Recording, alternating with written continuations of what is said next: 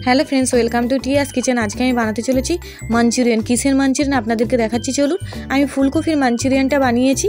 দেখুন কিভাবে বানালাম। ফুলকপিগুলো পিস পিস করে কেটে জলের মধ্যে দিয়ে অল্প লবণ দিয়ে আমি ভাপিয়ে নিচ্ছি। দেখুন ভাপানো হয়ে গেছে, আমি এটাকে নামিয়ে নিচ্ছি। একটা পাত্রের মধ্যে ময়দা, ছোটো বাটির 1 বাটি কর্নফ্লাওয়ার, গোলমরিচের গুঁড়ো, হলুদ গুঁড়ো, লঙ্কা গুঁড়ো, চিকেন মশলা,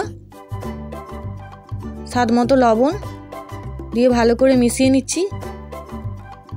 অল্প পরিমাণে আমি জল দিয়ে একটা খুব সুন্দর মোটা ব্যাটার তৈরি করে নেবো। এর মধ্যে ভাপিয়ে রাখা ফুলকপি দিয়ে ভালো করে মাখিয়ে নিচ্ছি। মাখিয়ে কিছুক্ষণ রেস্টে রেখে তেলের মধ্যে একে একে দিয়ে ভেজে নেব। এপিট ওপিট আমি উল্টে নামিয়ে নিচ্ছি। দেখুন ভাজা হয়ে গেছে। ওই তেলের মধ্যে রসুন কুচি, লঙ্কা কুচি, পেঁয়াজটা দিয়ে দিলাম। একটু ভাজা ভাজা হয়ে গেলে আদা কুচি, ক্যাপসিকাম কুচি দিয়ে একটু এপিট ওপিট নেড়ে লঙ্কা গুঁড়ো আর হলুদ গুঁড়োটা দিয়ে দিচ্ছি। অল্প সোয়া সস দিয়ে দিলাম। ভেজে রাখা ফুলকপিগুলো দিয়ে দিলাম। ওপর থেকে স্প্রিং অনিয়নটা ছড়িয়ে দিচ্ছি।